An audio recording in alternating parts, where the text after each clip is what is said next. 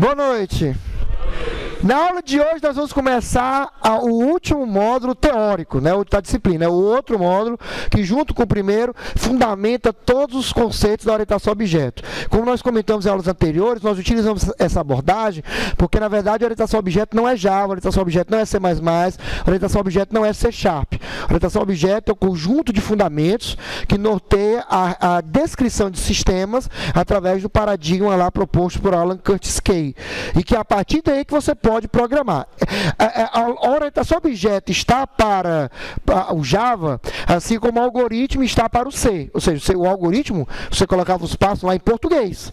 E depois você convertia, né, que a gente chama processo de codificação, você pegava esses passos e codificava em instruções de computador. Printf, scanf, etc. No caso da linguagem C. Então são duas coisas distintas. Da mesma forma, tá, na verdade o Java, C# são apenas aplicações, né, linguagens que estão à disposição para você aplicar os conceitos. Então, por isso que a gente passa um mês, que é o mês de agosto, né, nesse caso, só vendo esses fundamentos, para depois daí ser só código.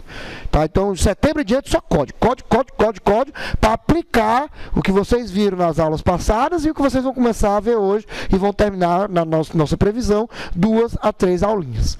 Tá ok? Alguma dúvida, alguma pergunta? Então, módulo 2, fundamentos da orientação a objetos.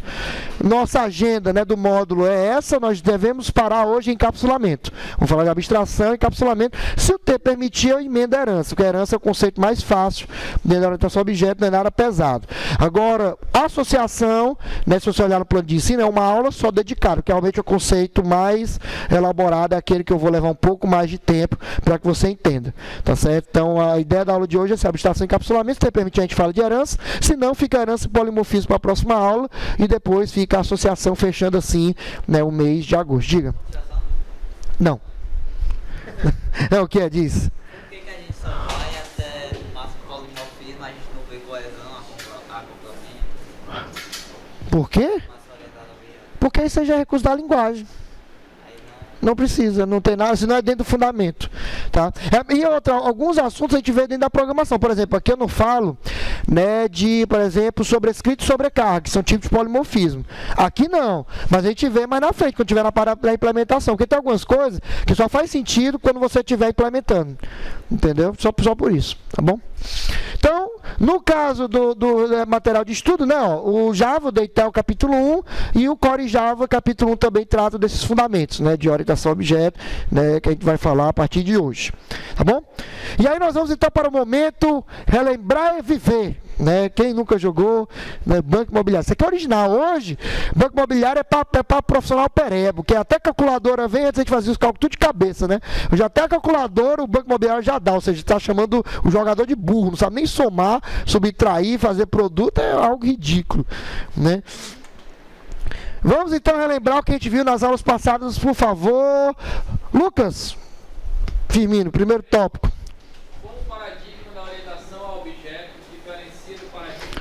Então nós vimos, né, até nos exercícios que nós resolvemos, né, que paradigma estruturar é aquele voltado, né, realmente na tarefa, né, na atividade, no passo a passo para atingir uma solução.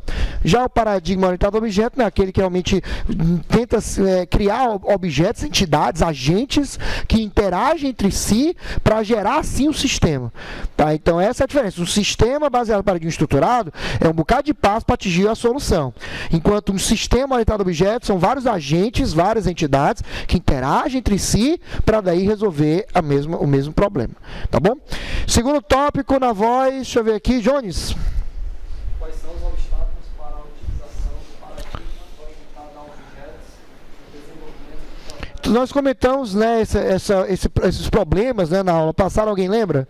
Né, que lembra, senão é uma bala de prata, né, que está mostrando a orientação a objeto, mas a orientação a objeto não é a melhor metodologia, a melhor forma de desenvolver programas. É mais uma que você terá à sua disposição. Se você, por exemplo, for programar para a web, fazer um site besta, eu mesmo sou um que estimularia você a usar o PHP estruturado, que é muito produtivo, rápido. No instante você monta um site que acessa banco, um formulário, show de bola, muito mais rápido que no Java. Só que existe o contraponto, Que é geralmente o quê? Sistemas grandes para manter, aí o PHP começa a capengar, né? Alguns recursos mais avançados de segurança, né? Interação com criptografia, embora tenha o PHP, mas realmente está anos-luz atrás do que você consegue com Java, né? Então, por causa disso, né? Dependendo do sistema, aí, por exemplo, você vê, né, o Banco do Brasil utilizando Java, né? Para poder estabelecer o Internet Bank deles, né? Caixa Econômica também, se for memória, usa Java, né? No caso do Bradesco, não, o Bradesco é ASP.NET, mas o concorrente é a mesma coisa, seria o C Sharp, né? Assim como Itaú também, Itaú é .NET, tá? Então, mas enfim, quais seriam os obstáculos? Alguém lembra, Eric? Você lembra quais são os obstáculos da utilização para interação objeto?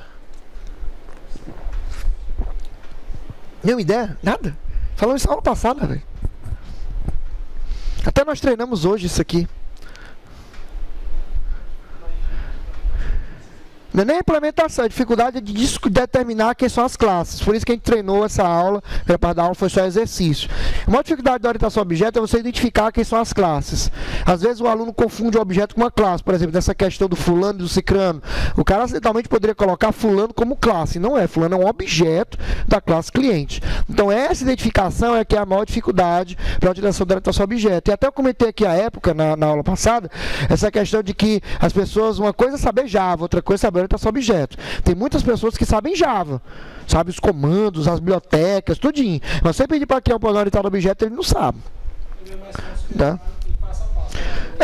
Exatamente, até porque nossa mente foi condicionada ao longo dos anos a fazer tudo passo a passo, né? Matemática, a gente aprendia, vamos tirar, né, a calcular lá a hipotenusa, Pitágoras. Você aprendia que tinha que pegar o primeiro cateto, elevar ao quadrado, aí depois o segundo cateto, elevar ao quadrado, e depois somar, e depois tirar a raiz.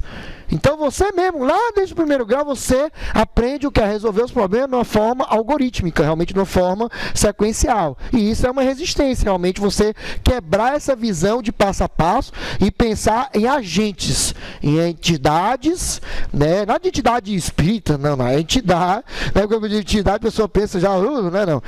Tá, exatamente. Não é. Tá? Você pensar realmente são elementos que interagem entre si, que, né, esses elementos não necessariamente, né, são, vamos dizer assim, inteligentes, mas que interagem assim, no final o sistema resolve o problema. Tá? Um exemplo besta, para você entender, né, só para encerrar, é o seguinte, é um jogo de futebol. Cada jogador tem um papel, mas só um jogador sozinho não resolve o problema, que é ganhar do outro time. Somente o coletivo é que ganha. Ah, não, professor, mas eu tenho um Messi no meu time. Ainda assim, você vê a seleção de Portugal, ter Cristiano Ronaldo, adianta alguma coisa? Não adianta nada. Só ele joga, o restante não joga. Então, né, era só um objeto dentro, junto com outros 10, só que como não há sinergia, né, eles não interagem realmente de uma forma satisfatória, aí acaba dando errado. Agora, por exemplo, você vê ele no Real Madrid, principalmente na época do Di Maria, porque agora o Real Madrid caiu, né? Mas na época, né, que eles ganharam a última Champions League, o Di Maria, o Cristiano Ronaldo e o Marcelo eram infernais. Entendeu? Realmente não tinha pra ninguém, a verdade é essa. Tá? Ok? Então, a dificuldade é exatamente essa, como a gente viu na aula passada, né? E aí hoje também você já sabe responder também essa terceira questão que vai ser lida pela minha amiga Leandra. Como? Como uma classe diferencia-se de um objeto. E aí, como é que é, Leandra? Leandra? Qual a diferença de classe e objeto? Só todo campeonato tem que saber já. A classe, ela é somente o quê?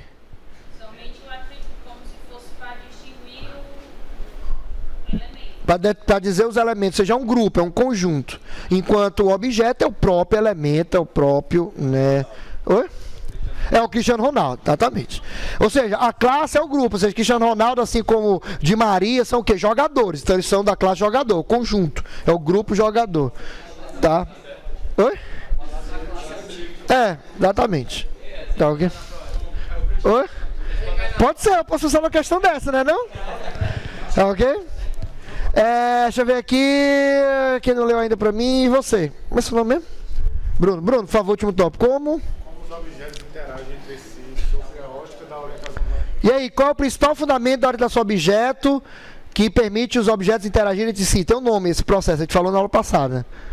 É isso mesmo, troca de mensagens. Então, exatamente, essa troca de mensagem, um requisito, o outro faz, aí o outro retorna alguma coisa, e daí vai tendo essas interações que faz o sistema orientado a objeto ser um sistema orientado a objeto. Essa troca de mensagens, tá bom? Então, desse ponto é que a gente começa a falar de um conceito, né, muito importante, chamado abstração.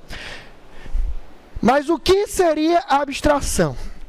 Para representar a abstração, eu preciso de alguém que goste de uma ceva aqui na frente. Quem é que gosta assim, de uma bebidinha, que bebe assim? Oi, o Gleidson? Vixe, você levantou. Eita! Nossa Senhora! Gostei. Então é o seguinte, Gleidson, tá? Ele, né, gosta de uma ceva. Gleidson, você hoje é comprometido? Você tem uma ilustríssima namorada ou tá à procura ainda? Tá enrolado. Tá enrolado. Então tá melhor do que não ter, né? Mas é o seguinte, imagine então, Gleidson, você gosta de que tipo de festa? Você gosta de ir com os amigos, beber, que tipo de festa? Bazinho. Forrozinho, barzinho, samba, rave, o que é que você gosta aí? Diga aí. Um rockzinho, pronto, um rockzinho. Então pronto, show de bola. Então é o seguinte... Ele, né, Gleidson foi, por exemplo, pra cá. Gleidson chegou pra mim, né, a gente foi sair, né, junto com outros amigos à noite pra ouvir um rockzinho levezinho, Iron Maiden, um Guns, coisa leve. Tá, levezinho, light. E aí nós fomos lá pra aquela região do Dragão do Mar, né, e aí Gleidson chegou pra mim e disse, hoje eu tô atacado. Hoje eu vou pegar a mais gata de todas as gatas, de todas as possíveis gatas que tiver aqui nesse local. Hoje eu vou pegar a mais linda de todas. Aí, não, ainda não. Aí eu cheguei e disse, tá bom.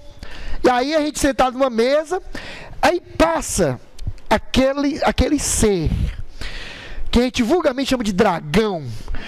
Sabe aquele ser assim que você olha e diz... Aí o Gleidson chegou, olhou pra mim e fez até a careca assim, ó. Né, isso aí eu não vou pegar nunca. Guarde, Bruno, essas palavras. Ele disse que não ia pegar nunca.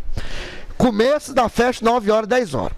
Aí começa, né? 9, 10 horas, 10 e meia, 11 horas e nada, né? Nada, ele começou a ficar decepcionado. O que é que ele faz?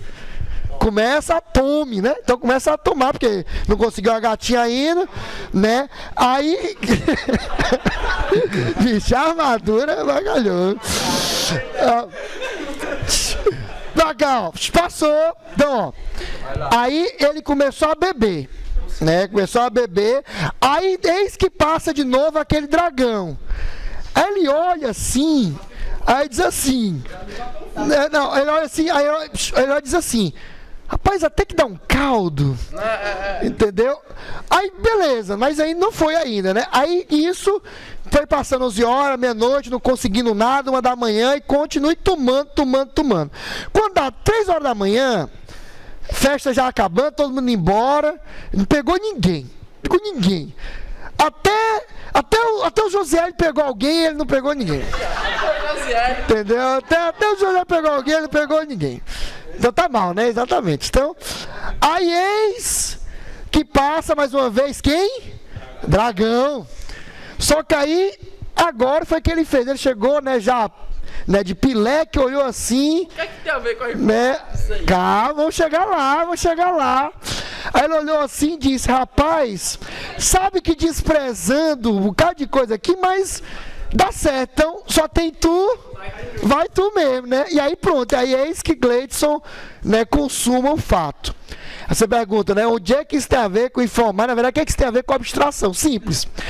Quando você chegou na festa, que você disse que queria mais gato, de todas as gatas, né, de tudo que tinha de gata lá na festa, você estabeleceu um bocado de parâmetros, de regras, de requisitos. Só que à medida que você foi bebendo, você foi abstraindo, ou seja, você foi desprezando aquilo que você achava que era importante, mas que na verdade não era tão importante. Então você primeiro, não, vou pegar uma loura, aí bebeu um pouquinho, não, pode ser morena, mas é alta, aí bebeu um pouquinho, não, pode ser baixa. Ou seja, você começa a descartar propriedades que não te interessam, que não interessam para resolver o problema. Aí no final das contas, pro Gleidson bastou o quê? Bastou ser do sexo feminino para resolver o problema. Ou seja, desprezou todos os outros atributos. Mas meu amigo, você não sabe. Porque hoje não dá para saber mais. A verdade é essa. Entendeu? Não dá, o negócio tá ficando bravo. Não vou falar porque tá filmando. Tá certo. Tá, obrigado, Gleitson. Você vê exatamente. Você vê só um pouquinho lá, abstraiu o atributo sexo e se preocupava só em ser humano. Pronto. Ok? Mas brincadeiras à parte, é isso que a abstração faz, realmente. A pessoa, ela chega com uma ideia. Só que à medida que ela vai abstraindo, ela vai o quê? Ignorando, não relevando aquilo que não resolve o problema. Aí você chega, professor, mas o que é que isso tem a ver, né, com a parte acadêmica, né, aqui com a questão do ensino de orientação a objeto? Gleidson, escolha uma cobaia. Por favor, qualquer pessoa aqui da sala, fica à vontade. Hã? Quem? Escolha. Uma pessoa. Lucas. Então, por favor, Lucas Firmino na frente. Por favor, Lucas. Então, Lucas. Não se preocupe, não vai pagar nem o mico, não. O mico de hoje é o Gleidson mesmo. Tá, então é o seguinte, Lucas, ele é um ser humano. Único. Tá? Bom, né? Tem que ser, né? Ele é um ser humano. Único. Ele tem infinitos atributos. Se você parar para pensar, se você fosse listar no papel todos os atributos que o ser humano tem, consequentemente que Lucas possui, já que ele é um objeto da classe ser humano, seriam infinitos atributos. Cor da pele, cor dos olhos, altura, peso, a altura da perna, musculatura, gordura, tom de voz, tudo isso, querendo ou não, são propriedades que descrevem Lucas, né, como o único do mundo. Concorda, sim ou não? Só que aí você tem um problema a ser resolvido. No meu exemplo, nós vamos imaginar que nós queremos, então, representar Lucas num sistema acadêmico. O sistema, por exemplo, da FANO.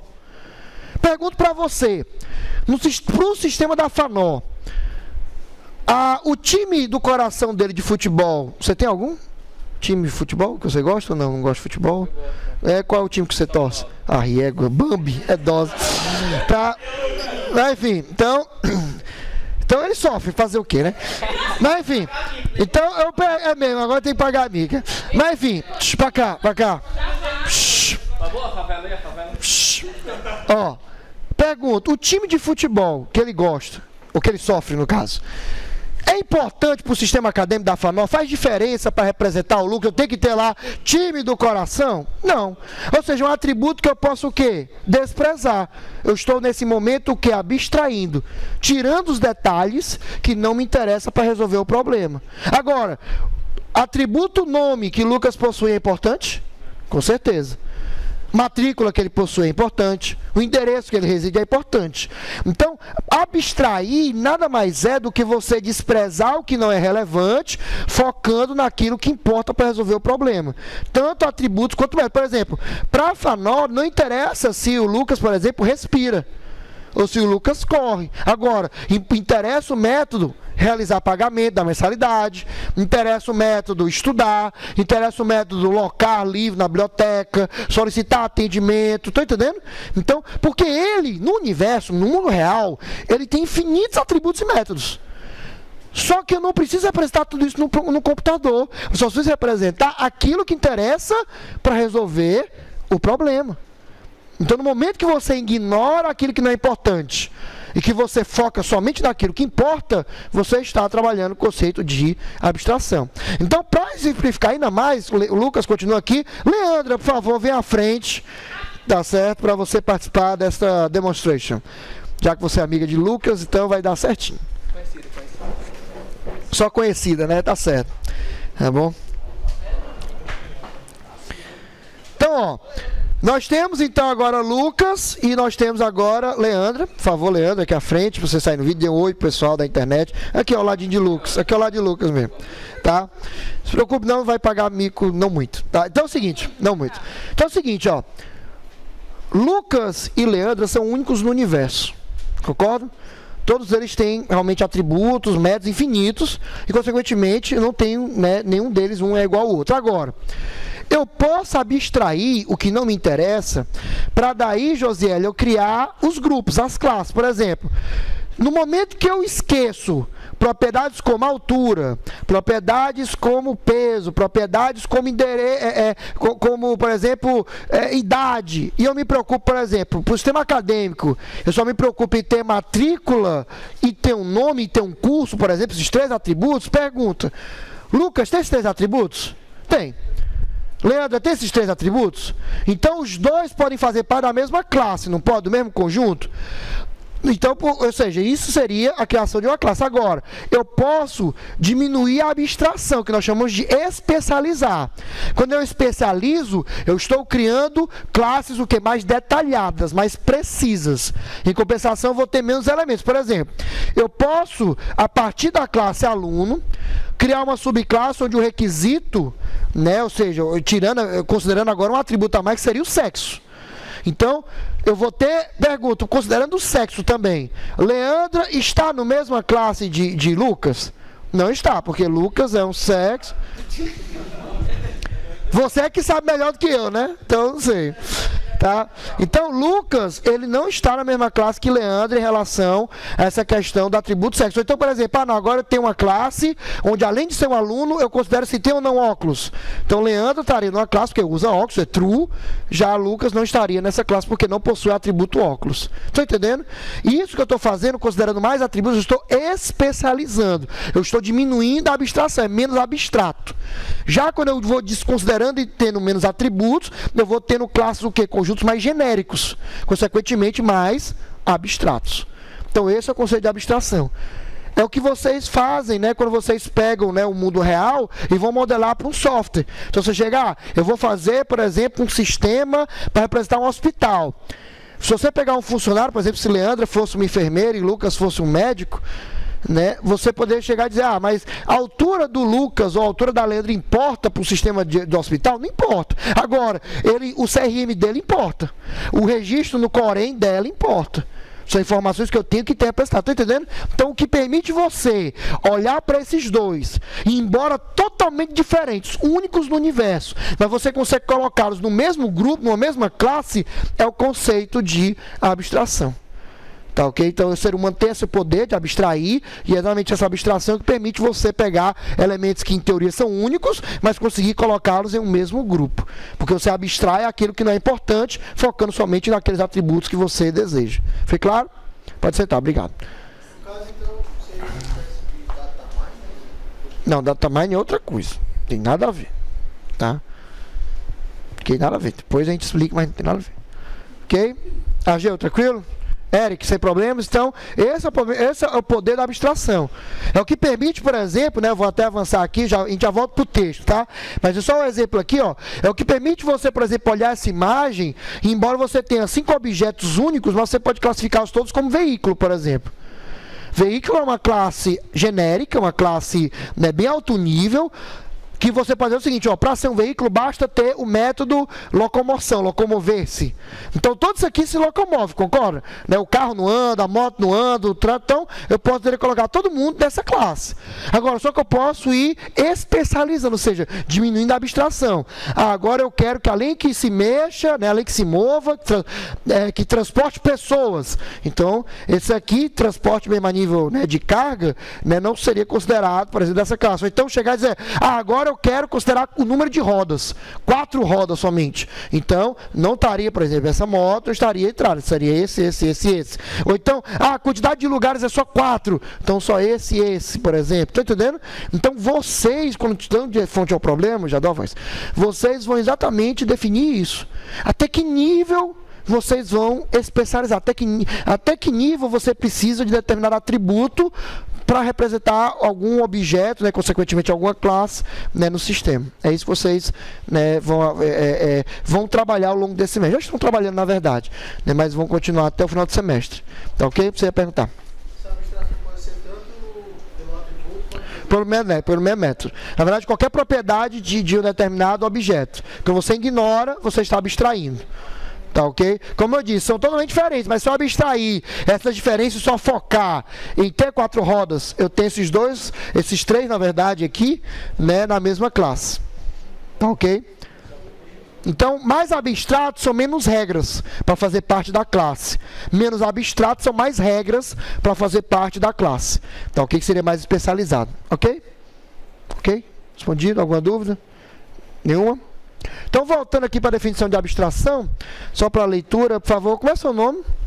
É você mesmo. Oi? Ah, sim. Isabel. Tá certo. Isabel, por favor, lê para nós o primeiro tópico.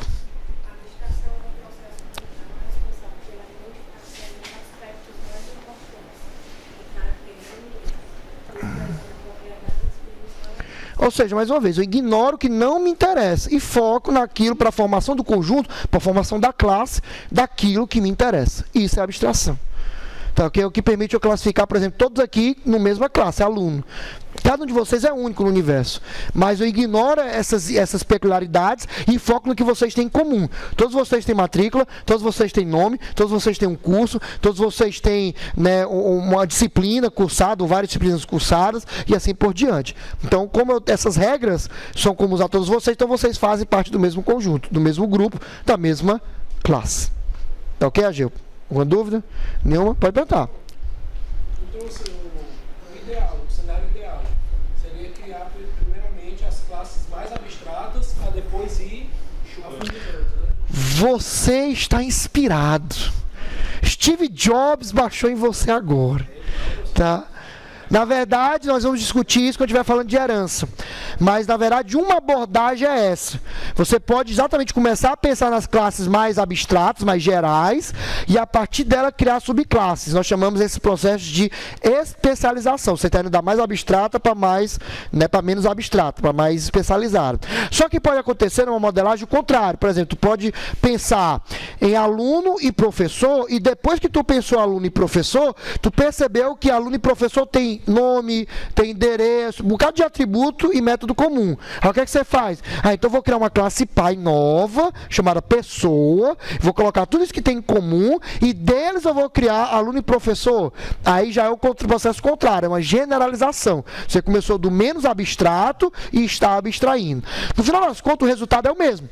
Tanto vai ser começar da abstrata para ir mais especializada, ou da especializada você ir para mais abstrato. No final, vocês vão ver que essas duas operações são complementares, tá certo? A gente vai falar sobre isso mais em herança, tá bom? Podemos continuar? Funcionando, muito bem. Então, deixa eu ver. Bruno, por favor, este processo permite... Este processo permite classificar os diversos objetos existentes no mundo real, independente das suas complexidades. Exatamente o poder que o ser humano tem de pegar, por exemplo, você pode pegar um cavalo e um pônei, ignorando algumas diferenças, e dizer que eles são semelhantes, eles fazem parte do mesmo grupo, são os equinos lá. Agora, por exemplo, se você considerar a diferença, né, porque o pônei é pequenininho, o tamanho, né, aí você já classifica em conjuntos ou classes separadas. Então, esse poder que o ser humano tem de agrupar e desagrupar, especializar e abstrair, é exatamente essa área que trabalha a abstração. Tá bom? Por favor, quanto é o nome? Anderson. Anderson, segundo tópico. Lembre-se que cada objeto é único, mas compartilham propriedades semelhantes com outros objetos. Né, então, a partir dessas propriedades semelhantes, que eu vou criar os conjuntos, as classes. Tá ok? Lucas, por favor, os dois últimos. Facilita. Facilita. Facilita o processo de aprendizado do ser humano. Na verdade, o ser humano, de acordo com... Aqui eu vou viajar um pouquinho para você entender um pouquinho o que a gente chama de modelo cognitivo construtivo. Tá? Existe um cara que não era educador, né, mas que na verdade era um epistemologista, chamado Jean Piaget. Você já deve ter ouvido falar o nome Piaget em algum momento da sua vida e vai ouvir depois. Quem tem filho, quando vai colocar... Na verdade, ele é estudado em pedagogia, mas ele não foi pedagogo. As teorias dele, na verdade, eram na área de filosofia e biologia. Mas aí acabaram sendo aplicadas na área da educação. E aí, o que é que ele determinou? Ele determinou, exatamente através de uma abordagem que a gente chama de construtivista, que o ser humano ele aprende através de duas operações.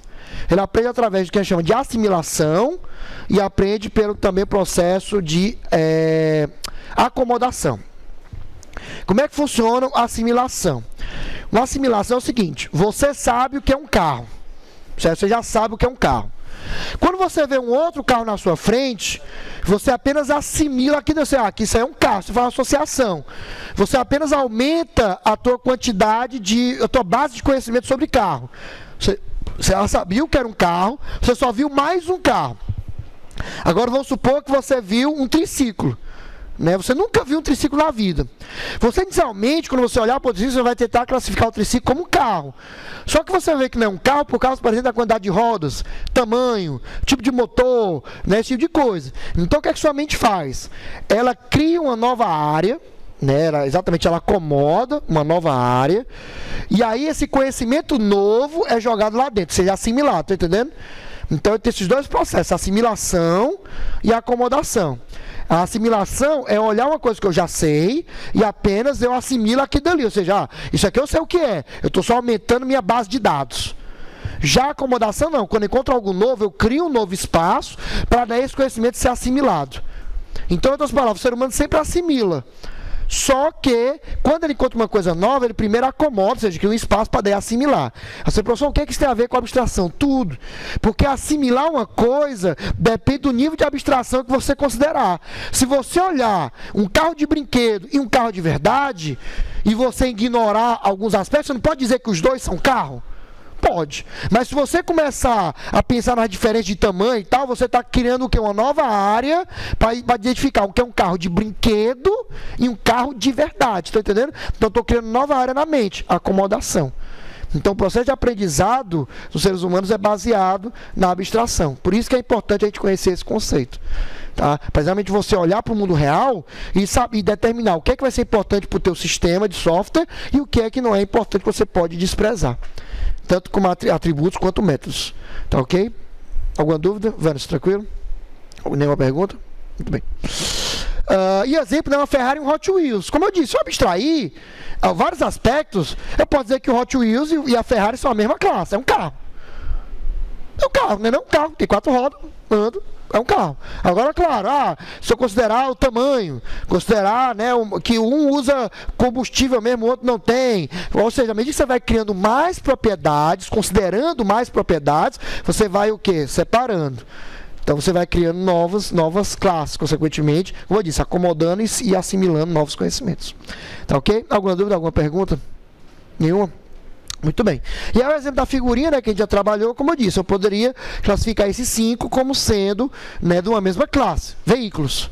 Só que se eu chegar agora eu quero uma nova classe, onde é veículo, porque se locomove, mas também tem 4 rodas. Então, por exemplo, esse objeto aqui não vai fazer parte dessa classe que eu criei agora. É um veículo, mas não tem 4 rodas, então não faz parte desse conjunto, dessa classe que eu criei agora. Tá ok? Deu para entender? Alguma dúvida? Patrícia, tranquilo? Você está tão caladinha hoje? Tudo bem. Então, e aí qual a relação entre abstração e orientação a objetos? Esta figura que vai nortear o nosso módulo 2. Tá? A abstração que o ser humano tem. Só que ele vai criar um programa no computador, então ele tem que simular no computador a sensação de abstração. Num programa orientado a objeto, você implementa o conceito de abstração implementando 4 fundamentos. Encapsulamento, herança, polimorfismo e relacionamentos, que são as associações. Então, associações, agregações e composições. Então, no mundo real, vocês já abstraem. Isso que é isso aqui. Só que para o computador abstrair, para que você implemente essa abstração que você pensou no computador, você vai ter que implementar essas 4 regras. E é isso que nós vamos ver nesse módulo. Que regras são essas? Que fundamentos são esses que têm que estar presentes para ser um programa orientado a objeto? Foi claro? Alguma dúvida, alguma pergunta até aqui? Então, os 4 fundamentos da orientação a objetos são apenas, né, os fundamentos necessários para que você implemente no sistema de software o conceito de abstração. Pronto, só isso. Vamos começar a vê-los. Tá? Pelo tempo, acho que vai dar para ver os dois mesmo, o encapsulamento e a herança, são tranquilos. Encapsulamento, vem a pergunta: o que seria encapsular para você? O que seria encapsular? O que é encapsular? Nada? De cápsula, não? Capsular, cápsula. Nada? Nenhuma ideia? E aí, Leandro, alguma ideia sobre o que é encapsular? Né? Oh, sério? Nada? Cápsula? Nenhuma ideia? Você? O que é encapsular? De cápsula? proteger, né, envolver. Por exemplo, uma cápsula de um remédio, é chamado de cápsula porque é um bichinho, né, um plásticozinho, né, digestivo, né, digerível, que você coloca dentro o pozinho do remédio. Ou seja, o pozinho do remédio dentro está dentro de uma cápsula, está encapsulado. Se eu não me engano, significa você pegar, por exemplo, as classes, ou então os métodos, para poder... Na verdade, aqui eu estou perguntando a nível geral mesmo, o verbo geral. Os fáceis a ser utilizados em um outro processo. E aí, a questão aqui, como é que eu explico encapsulamento? Antes de ir para a parte, né, do slide mesmo. Eu vou pegar, por exemplo, Patrícia. Patrícia, toda mulher, e a Patrícia vai ser o exemplo que eu vou estar utilizando aqui, toda mulher tem atributos especiais. Chamado, por exemplo, muito legal, as mulheres adoram falar sobre isso, é o atributo peso. Outro atributo também que a mulher adora falar, atributo idade. Pergunto, Ageu, você olhando para a Patrícia, você sabe dizer qual é o peso dela? Patrícia, por favor, levante o braço aí para identificar quem é a Patrícia. Você sabe dizer o peso dela? Olhou para ela, você sabe dizer o peso dela? Não sabe.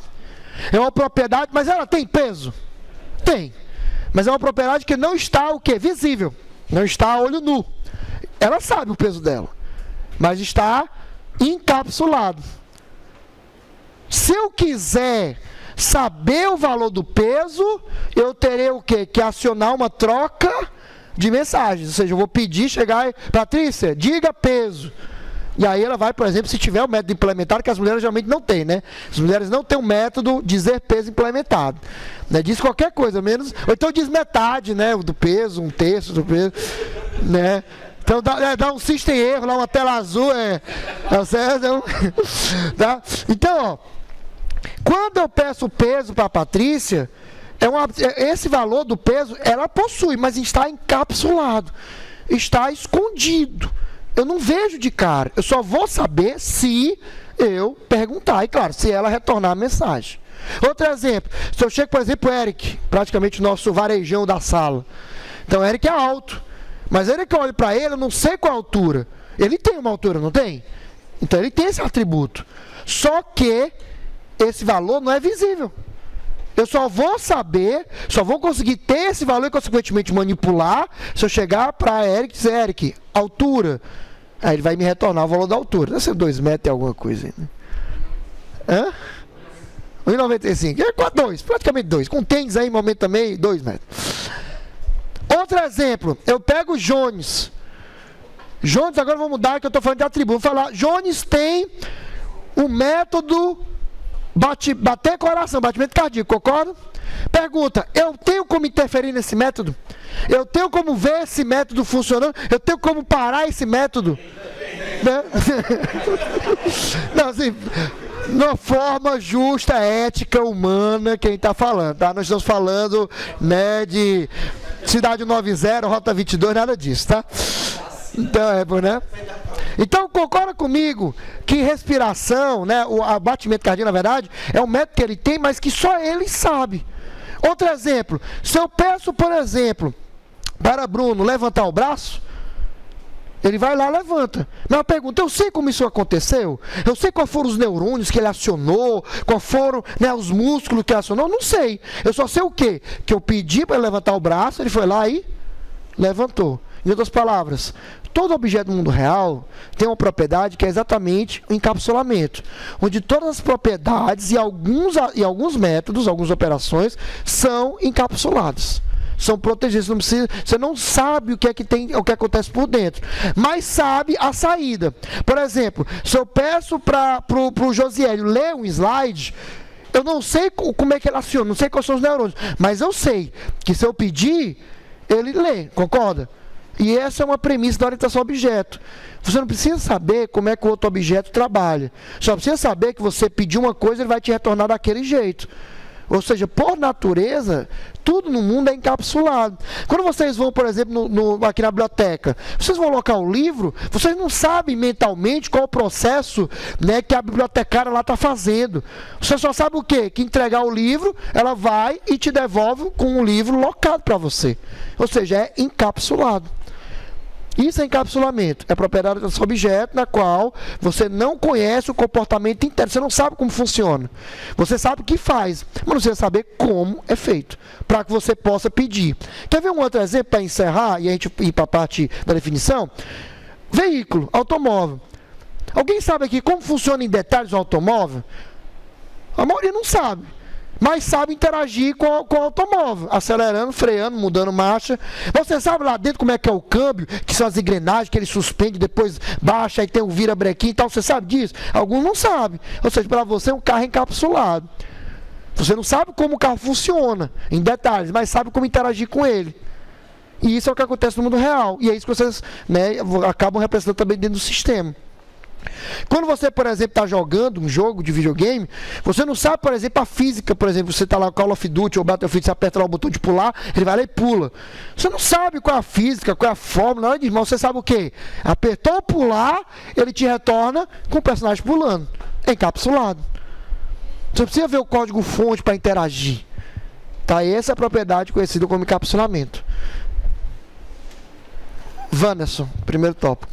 Propriedade de orientação ao objeto que restringe o acesso ao comportamento interno, atributos e métodos. Mais importante, meu amigo Ageu vai ler. Segundo o subtópico, não é Não é necessário o conhecimento do funcionamento interno da classe para solicitar a realização de uma operação do método. Eu não preciso saber como é que ele faz para ler. Não precisa saber quais são os neurônios, a musculatura, quanto de batimento cardíaco, quanto de oxigênio ele precisa para ler. Eu só sei que eu pedindo, ele lê. Só isso. Você não precisa saber como funciona o computador para usar, concorda? A gente estuda, claro, porque nós somos profissionais de computação. Mas um leigo, ele está um celular, por exemplo, várias pessoas têm um iPhone, ou um Android, né, um Galaxy, um Moto G, Moto X e tal. Precisa saber internamente que tem uma CPU, memória? Não precisa. Você não consegue usar, independente disso? Então, o celular é encapsulado. Todo objeto do mundo real é encapsulado, em algum nível.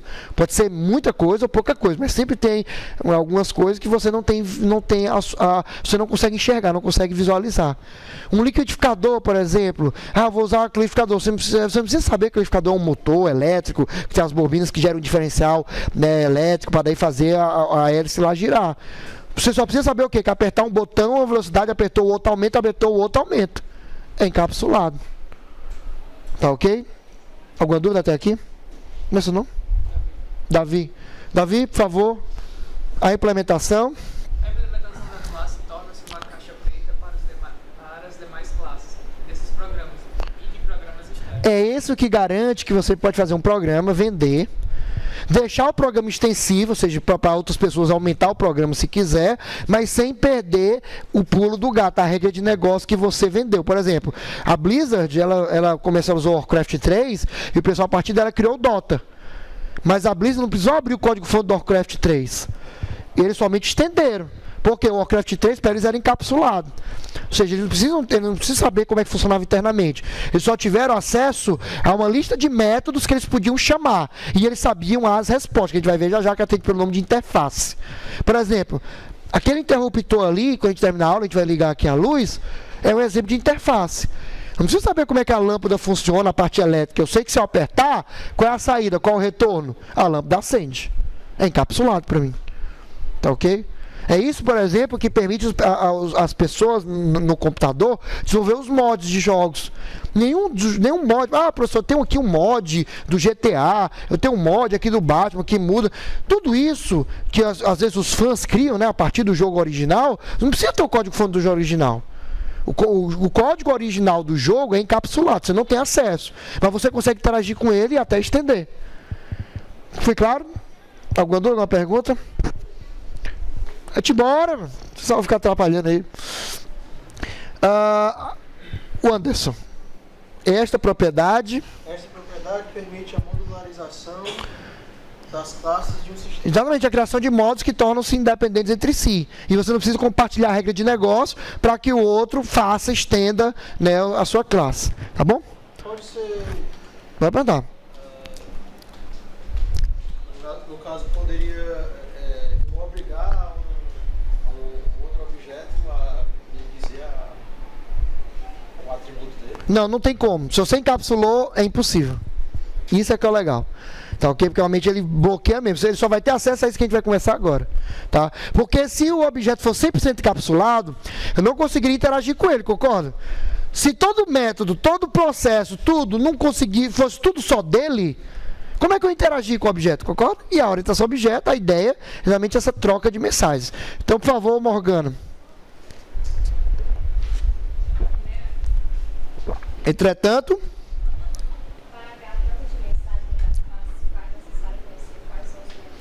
ou seja, na prática, quando você vai estender um programa, você não precisa saber como é que o programa funciona por dentro, você só precisa saber quais são os métodos que você tem disponível e como chamá-los, como utilizá-los, só isso. Tá? Então, por exemplo, é o mesmo caso do liquidificador, que está até aqui na figurinha. Você não precisa saber como o motor funciona, você precisa saber como é que eu interajo com ele. Não interajo através dos botões? Então, os botões são a interface desse objeto. Um jogo, por exemplo, que é o próximo exemplo, o joystick é a interface. Você precisa saber como é que funciona dentro. Você só precisa saber que apertou um botão, chuta, apertou outro botão, passa, apertou outro botão, cruza, apertou outro botão, corre. Só precisa saber isso. Então, quando você pega um manual Street Fighter, né, lá o joguinho, você está lá, soco fraco, soco médio, ali é a interface. Ah, mas o soco fraco vai ser a física, vai aplicar tantos newtons no cara. Não me interessa. Eu só me interessa o quê? Usei a interface, apertei o botão, foi o que ele fez. Socou. Bom, só isso. Isso é chamado de encapsulamento. Tá ok? Alguma dúvida, alguma pergunta? Então, quando você compra, né, um programa, pronto, o Word, comprei o Word. Né? Então você não tem acesso ao código-fonte do Word, mas você interage com a interface dele. Você pode estender o Word até usando uma linguagem chamada VB Script, né? Que é os macros, né? Quando você cria macros no Word, no Excel, né? Você está estendendo. Você não precisa saber como é que o Word é por dentro, código-fonte, só precisa saber quais são os métodos que você tem à disposição para você daí estender. Tá? Você está usando encapsulamento, para ser mais preciso, conceito de interface. Tá? Então a interface de uma classe nada mais são do que os métodos que estarão disponíveis para outros objetos chamarem, para outros objetos usarem. Então, por exemplo, batimento cardíaco do Jones não é um método da interface, eu não posso interagir com ele diretamente. Mas o método da interface do Jones é levantar braço. Ele não tem esse método, se eu pedir levantar braço, o Jones vai lá e levanta o braço. Então, é um método da interface. Ou seja, o que você consegue fazer com outro objeto, o que você pede para outro objeto fazer que ele faz, é a interface daquele outro objeto. Então, falar é interface. Né? Ler um slide é interface. Correr, se eu pedir alguém se levantar aqui e sair correndo, é uma interface. Ele consegue fazer aquele método. Ainda que eu não saiba como funciona por dentro. Ah, ele está correndo, está acionando aquela musculatura, respirando tantos batimentos cardíacos. Não preciso saber nada disso. Não preciso saber nada. Só preciso saber que se eu pedir um método, ele vai lá e realiza o que eu pedi. Patrícia, tranquilo? Alguma dúvida, alguma pergunta? É essa propriedade, na hora que a gente vai ver na programação, depois da primeira prova, que vai garantir a segurança do teu sistema, a proteção do teu código-fonte. Então, você pode pegar um código Java, né, depois que você gera os .class, né, a gente vai ver depois isso, né, daqui a umas 3 aulas. Você gera o .class, você não precisa levar o .java, que é o código, você precisa levar o .class.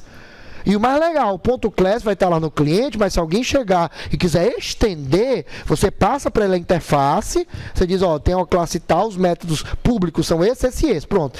Não precisa saber atributo e nem outros métodos privados. Você só passa isso, daí ele vai lá e faz a operação para você. Tá? Para encerrar os exemplos, a gente continuar aqui falando só para a leitura de interface, falar de exemplo e a gente falar de herança, que é o último assunto da aula. Hoje a gente vai... deixa eu ver aqui como é que está o horário. Né? Dá, rapaz. 5 minutos ainda, vamos ver aqui. Tá? Mas assim, como eu estava comentando, então, outro exemplo de interface que você tem, fala mesmo, esqueci agora, falaram aí do horário, eu esqueci, peraí. Esqueci. Tá? Mas enfim, depois eu lembro. Então, exato, é a PVC mesmo. Tá? Então, José, aproveite e lê para mim o resto do slide, tá? Então, desde cada classe oferece. Mais alto, por favor, tá baixo. Cada classe oferece uma descrição dos métodos disponíveis, sem detalhar seu funcionamento. Geralmente, nos programas vem um manual. Não vem no manual mesmo dizendo como você pode estender. Tá ok? Continue. Conceito conhecido como interface. Lembrando que aqui interface não é interface gráfica, é interface de métodos. Então, interface aqui na orientação objeto é um conjunto de métodos que estará à disposição para que outros objetos usem. Interajam com objetos daquela classe. Tá ok? É a única informação necessária para a troca de mensagens. Então, exemplo, liquidificador, produto, né, num sistema web, o valor, por exemplo, um exemplo besta, um site como a Lojas Americanas. Cada produto tem a margem de lucro, mas eu pergunto, a margem de lucro, você consegue enxergar como cliente, como usuário? Não. Então, a classe margem de lucro é encapsulado. Agora, eles poderiam criar um método que permitisse eu ler essa margem de lucro. Eles não vão criar, claro, mas poderia. Se eu criar esse método, ainda que margem de lucro seja privado, né, encapsulado, mas esse método seria público, então eu conseguiria chamar e ver essa margem de lucro. Tá ok? Então seria a interface, margem de lucro. O método retornar margem de lucro é um método da interface da classe de produto. Tá ok? Alguma dúvida, alguma pergunta? Então, para encerrar, vou passar para o slide aqui que tem questão de joystick, mas o importante é você entender só isso. Então, interface é um conjunto de métodos, né, no qual permite você interagir com o objeto daquela classe. Só isso. Tá? Realmente são os métodos que você vai poder chamar do outro objeto. O que não for público, você não consegue chamar. Tá, okay? O que foi encapsulado, você não tem acesso, como o peso das mulheres, por exemplo. Né, o peso é um atributo encapsulado, você não consegue acessar. E elas não têm um método de dizer peso. Até tem, mas é encapsulado também. Ela só diz para ela própria. Ela não diz para ninguém. Então é encapsulado, não tem acesso. Agora, o método, por exemplo, o nome, ela tem, dizer nome, ela vai dizer o nome completo. Então, o método da interface. Tá ok? O último exemplo para encerrar a aula, então, a gravação e a aula, aí vai só fazer a chamada, é exatamente um exemplo, seria o joystick, num jogo, né, que você está lá jogando Super Mario 64, é o novo, né?